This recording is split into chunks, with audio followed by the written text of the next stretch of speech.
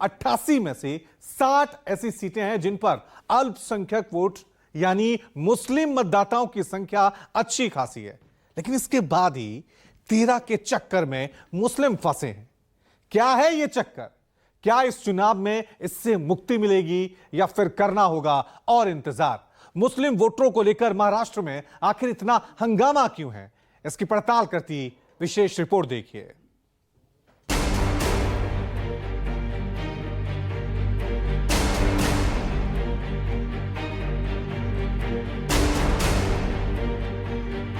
मैं 50% की जो दीवार है उसे तोड़ने वाला हूं। कांग्रेस पार्टी इंडिया गठबंधन उस दीवार को तोड़ेगी। और मोदी जी का मेमोरी लॉस हो गया, कहते हैं राहुल गांधी तो रिजर्वेशन के खिलाफ है।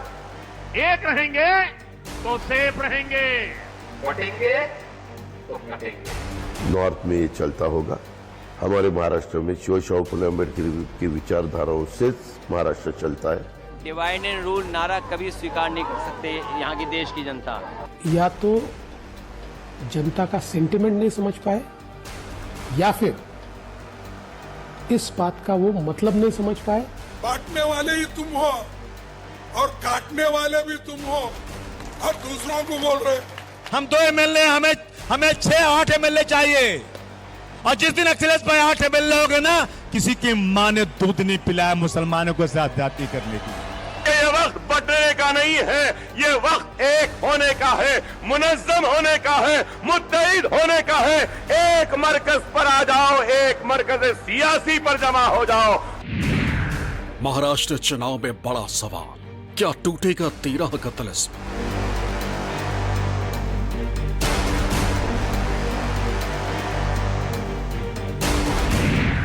बारह फीसदी मुस्लिम वोटों की लड़ाई किसने कैसी बिसात बिछाई?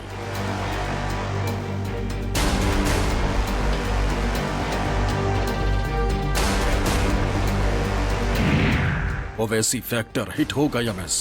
किसके पक्ष में 60 पर वोट फिक्स?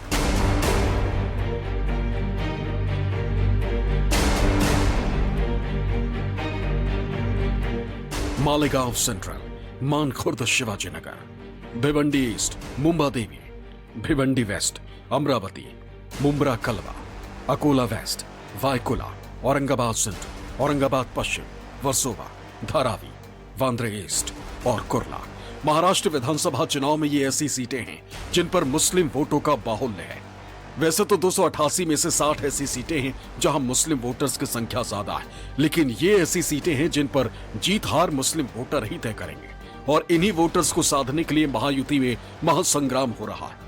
बीजेपी मुस्लिम वोटों को वोट जिहाद से जोड़ रही, तो अजीत पवार कह रहे हैं कि हमने 10% मुस्लिमों को टिकट दिया। महाविकास अघाड़ी के नेता भी साधे अंदाज में मुस्लिम वोटर्स को साधने में लगे हैं। मुस्लिम वोटर जिस ओर जाएंगे उसका पलड़ा भारी होना तय माना जा रहा है। यही वजह है कि विधानसभा चुनाव में मुस्लिम फैक्टर ऐसा है जिसकी चर्चा चुनाव प्रचार शुरू होने के पहले से ही हो रही है। नेता भले ही कोई बयान दे, लेकिन किसी न किसी रूप में मुस्लिम फैक्टर उसमें आ जाता है। बटेंगे तो कटेंगे के नारे पर महाराष्ट्र में महायुति के दलों के बीच जिस तरह से सियासी तलवारें खिंची हुई, ये उसका बड़ा उदाहरण है। राष्ट्र से बढ़कर के कुछ नहीं हो सकता, कुछ नहीं हो सकता। और राष्ट्र तब सशक्त होगा जब हम एक रहेंगे, नेक रहेंगे, तभी नेक रहेंगे। बटेंगे तो कटेंगे। एक स्टेट के चीफ मिनिस्टर आते हैं और वो बोल देते हैं बटेंगे कटेंगे, तुरंत हमने बताया कि ये उत्तर प्रदेश नहीं है, नॉर्थ में ये चलता होगा। हमारे महाराष्ट्र में शिवशाहू फुले अम्बेडकर की विचारधाराओं से महाराष्ट्र चलता है। शायद ये लोग या तो जनता का सेंटिमेंट नहीं समझ पाए या फिर इस बात का वो मतलब नहीं समझ पाए, या बोलते हुए वो शायद कुछ और कहना चाहते हैं और उसका अर्थ अलग है। इन तीनों में से कोई हो सकता है।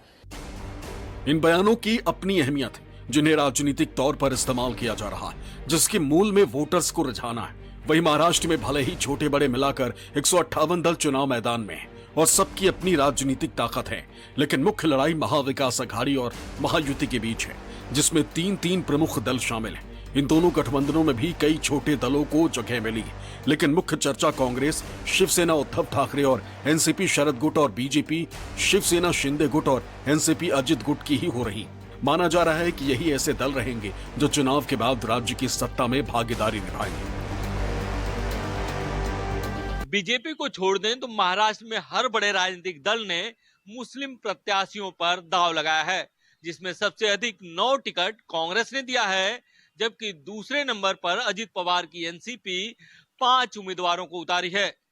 वहीं इन सब के बीच सबसे ज्यादा चर्चा एमआईएम की है। एमआईएम महाराष्ट्र में खेल बिगाड़ सकती है।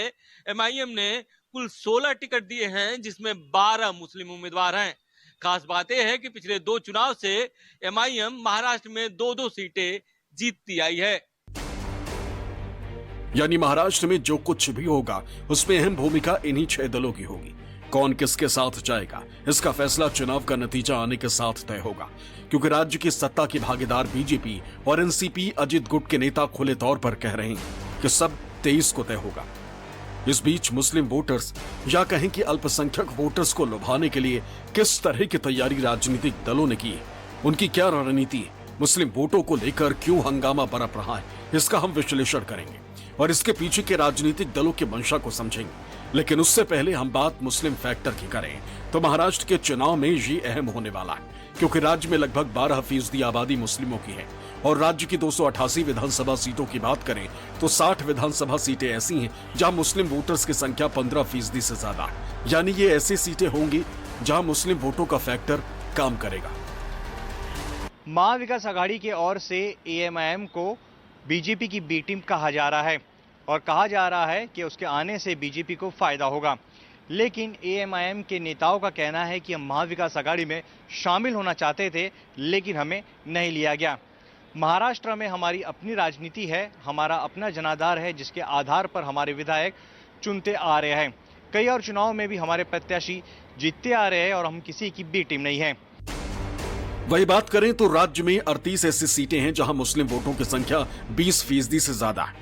वही मुस्लिम बाहुल्य सीटों की बात करें तो 15 सीटें ऐसी हैं जहां मुस्लिम वोटर्स की संख्या 30% से ज्यादा है। सबसे अहम राज्य की 9 सीटें जहां मुस्लिम वोटर ही तय करते हैं कि कौन विधायक बनेगा। महाराष्ट्र में मुस्लिम आबादी भले ही 12% के करीब हो, लेकिन 13 से अधिक मुस्लिम विधायक कभी भी विधानसभा नहीं पहुंचे। 2019 के चुनाव में कुल 10 विधायक जीते और विधानसभा पहुंचे। इसलिए इस बार इस बात की भी चर्चा है कि क्या इस बार 13 का तिलिस्म टूटेगा या फिर बरकरार रहेगा। महाराष्ट्र में चुनाव प्रचार चरम पर है। वोटिंग में अब कुछ दिन बाकी है। बटेंगे तो कटेंगे पर नेताओं और गठबंधनों में घमासान हो रहा है, तो चैलेंज पर चैलेंज का दौर भी चल रहा है। बयानों के सरगर्मी के बीच फैक्टर की चर्चा हो रही। राजनीतिक दल समीकरणों के सहारे चुनावी नैया पार करने की जुगत में है। इसमें मुस्लिम वोटों का फैक्टर भी काफी अहम है, जो सरकार बनाने में निर्णायक भूमिका तय करेगा। महाराष्ट्र चुनाव में 4136 उम्मीदवार मैदान में हैं, जिसमें 420 मुस्लिम प्रत्याशी। राजनीतिक दलों ने 202 मुस्लिम प्रत्याशियों को टिकट दिया, तो 218 मुस्लिम प्रत्याशी ऐसे हैं जो निर्दलीय के रूप में चुनाव मैदान में उतरे।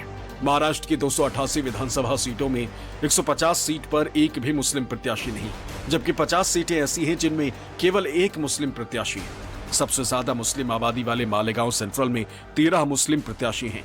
राज्य के संभाजी नगर पूर्व सीट पर 17 मुस्लिम प्रत्याशी हैं। यहाँ 3 मुस्लिम महिलाएं भी चुनावी मैदान में। वहीं मुस्लिम महिलाओं की बात करें तो राज्य में इस बार 22 महिलाएं चुनावी मैदान में। मुस्लिम वोटर्स को लेकर बीजेपी और कांग्रेस में तनातनी जारी है।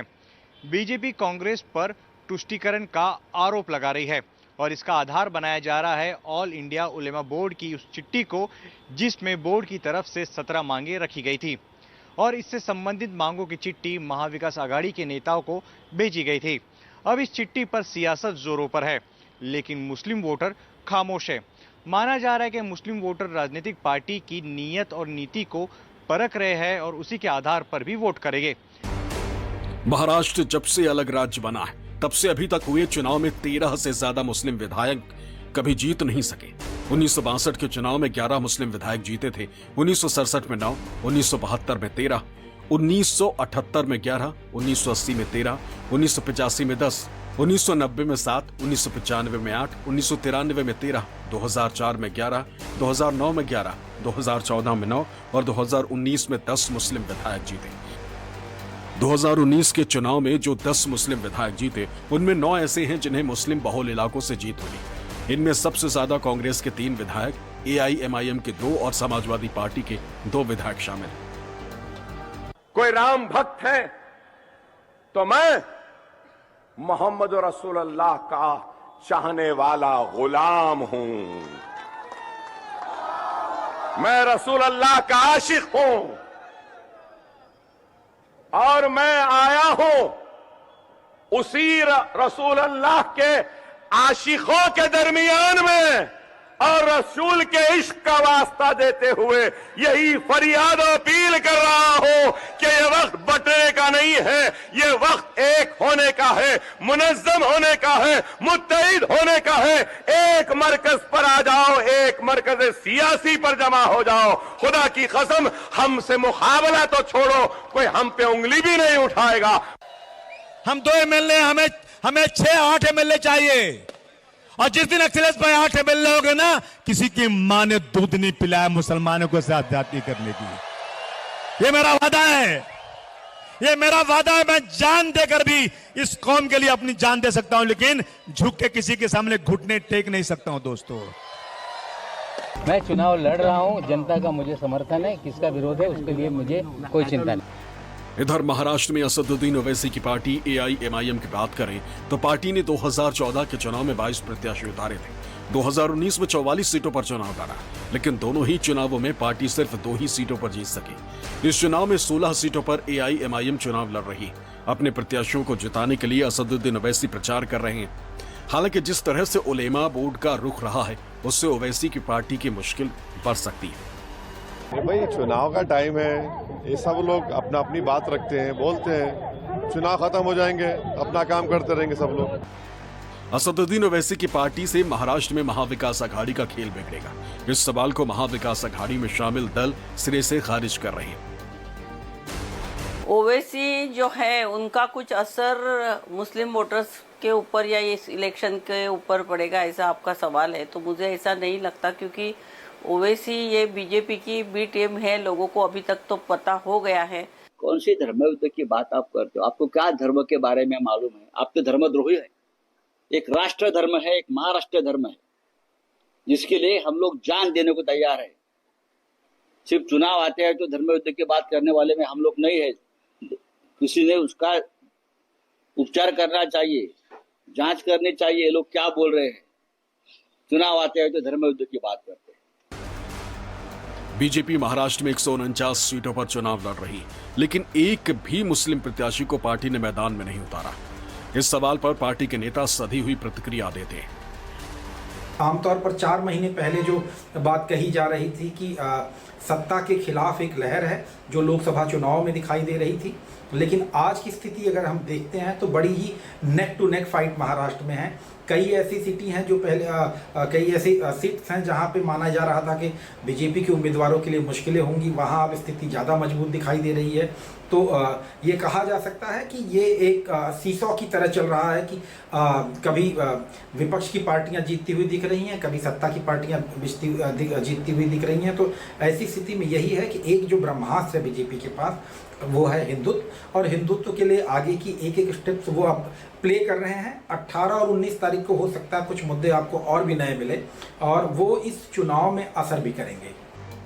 अल्पसंख्यक वोटर्स पर क्रिया प्रतिक्रिया के बीच महाराष्ट्र की राजनीति उलेमा बोर्ड की उस चिट्ठी को लेकर भी गरमाई हुई है, जो बोर्ड की ओर से महाविकास आघाड़ी के नेताओं को लिखी गई, जिसमें 17 मांगे मानने पर महाविकास आघाड़ी को मुस्लिमों के समर्थन की बात कही गई। इसमें आरएसएस पर बैन और वक्फ संशोधन बिल जैसे मांगे शामिल हैं। उलेमा बोर्ड की चिट्ठी सामने आने के बाद से बीजेपी हमलावर है और पूरे मामले को नया रुख देने की कोशिश कर रही। बीजेपी का साथ उसकी सहयोगी शिवसेना शिंदे गुट के नेता भी दे रहे हैं। किस प्रकार की राजनीति चल रही है? राजनीति में पोलराइजेशन के लिए इस स्तर पर जाना हमने इससे पहले नहीं देखा। कांग्रेस और उसके जो दल है, ये हार की बौखलाहट के कारण इस प्रकार से समाज को, देश को तोड़ने वाले विचारों को आगे लाने की कोशिश कर रहे हैं। जो जुम्मे पर जो फतवा निकाली गई कि सभी को, मुसलमानों को, महाविकास आघाड़ी को मतदान करना चाहिए, उसका भी मैं खंडन करता हूँ। ये जो बयान निकाला गया है ये जग जाहिर है, ये एक वोट जिहाद का प्रयास है जो Akbaruddin Owaisi, Asaduddin Owaisi, all India Muslim personal law board और उलेमा काउंसिल साथ में मिलकर कर रही है। उलेमा बोर्ड की चिट्ठी और उसके अध्यक्ष के सोशल मीडिया पर वायरल बयान को लेकर बीजेपी ने शिकायत की। पार्टी नेता किरीट सोमैया ने इलेक्शन कमीशन में शिकायत की है। वो उलेमा बोर्ड के अध्यक्ष पर वोट जिहाद का आरोप लगा रहे हैं। जो वोट जिहाद राहुल गांधी की कांग्रेस और उद्धव ठाकरे ने शुरू किया है, मैंने चुनाव आयोग से प्रार्थना की है कड़ी कार्रवाई हो। वहीं कांग्रेस के नेता बीजेपी पर वोट की राजनीति करने का आरोप लगा रहे हैं। इनका कहना है कि बीजेपी के राज में कोई खुश नहीं, सब परेशान है, जिसकी जड़ में इनकी नीतियां हैं। प्रधानमंत्री जी कह रहे हैं एक रहो, सेफ रहो। राहुल गांधी जी ने बड़ी अच्छी बात कही है। कुछ लोगों के एक चित्र बताए हैं जो पूरे तरीके से आज इस देश की अर्थव्यवस्था पर इस प्रकार से मोनोपोलाइजेशन करना चाहते हैं कि दूसरा कोई जिंदा ही ना रहे, और जब तक वो एक है तो सेफ है। ये बात तो सही कही उन्होंने। हमारा कैंपेन एक पॉजिटिव कैंपेन है, चाहे वो फसल खरीद हो, कपास की, सोयाबीन की, हमारी पार्टी ने कमिटमेंट किया है। बीजेपी सरकार चाहे केंद्र की हो, चाहे यहाँ महाराष्ट्र में सरकार हो, ये दोनों सरकारें सिर्फ और सिर्फ वोट की राजनीति कर रही है। अभी भी लोगों को एक तरह से डराकर या लोगों के अंदर एक संदेश देकर वोट लेने की कोशिश कर रहे हैं। काम नहीं लोगों ने किया है। 10 साल से केंद्र की सरकार है, हर वर्ग परेशान है, किसान हो, नौजवान हो, मध्यम वर्ग हो, छोटा उद्योगपति हो, इसलिए बदलाव लोग चाहते हैं। और जो सेंटिमेंट्स लोकसभा चुनाव में थे वही आज महाराष्ट्र में देख रहा हूँ, और हर तरफ से संकेत ही आ रहा है कि अच्छे बहुमत के साथ हम लोग यह सरकार बनाएंगे। वहीं वंचित बहुजन अघाड़ी के नेता प्रकाश अंबेडकर भी बीजेपी और उसकी नीतियों पर हमलावर हैं। वो कहते हैं कि ओबीसी के आरक्षण पर बीजेपी की ओर से वार किया जा रहा है, ये बांटने में मास्टर है। तो अभिनेता रहे राज बब्बर भी बीजेपी के बांटने पर सवाल कर रहे हैं। कह रहे हैं कि ये महाराष्ट्र की धरती है जहां सब एक है। ये जो नारा है बटोगे तो कटोगे, ओबीसी तो कट चुका है, उसका आरक्षण तो निकाला गया है, और निकालने वाला जो है वो सवर्ण पार्टी है, बीजेपी की पार्टी है। SC ST का आरक्षण भी कटा हुआ है, और वो काटने वाले भी सवर्ण जज है, और दूसरा कोई है नहीं, इंडियन जज तो है नहीं वो। तो इसलिए मैं ये कहूंगा कि इनका जो स्लोगन है वो स्लोगन मैं समझता हूं कि इन्होंने काटने के लिए ही इस्तेमाल किया है, और सही जो किया है उसी के लिए इस्तेमाल कर रहे हैं, और बता रहे हैं कि हम आपको काट रहे। मेरी पहली बात तो ये है कि जो उन्होंने कहा है वो प्रधानमंत्री की लाइन को लिया है, एक रहेंगे तो सेफ रहेंगे, क्योंकि शायद प्रधानमंत्री इस बात को समझ गए कि महाराष्ट्र के अंदर बांटा नहीं जा सकता। यहाँ जब रेलवे स्टेशन पर उतरता है, जब 2 दिन की यात्रा करके आता है, आधा पेट खाना होता है, उसके बाद जब आने के बाद में ये शहर उससे ये नहीं पूछता, या महाराष्ट्र ये नहीं पूछा भाई तू किस जात का आया है, किस धर्म का आया है। सबसे पहले वो यहाँ पर रोजगार देने की मांगता है, रोजगार मिलता है, रोटी मांगता है, रोटी मिलती है। निष्पक्ष मतलब न्यूज़ 24। अरे ऋषि, आज स्कूल नहीं गए? 3 महीने से फीस नहीं भर पाई तो निकाल दिया स्कूल ने। कहीं आपके बाद आपके बच्चों के सपने न टूट जाएं। आज ही लीजिए पॉलिसी बाजार पे 2 करोड़ का टर्म लाइफ इंश्योरेंस, सिर्फ 690 रुपए महीने से शुरू।